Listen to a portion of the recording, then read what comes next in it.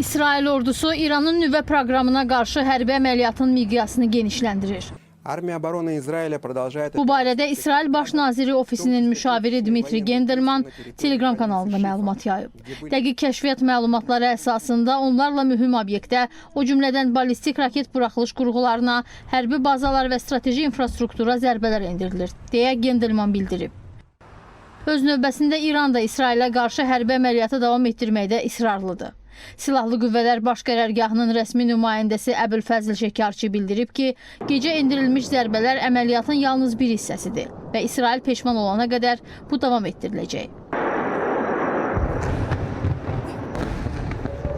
Xatırladaq ki, İran İsrailin hərbi əməliyyatına cavab olaraq bu ölkənin ərazisinə kütləvi hava zərbələri endirib.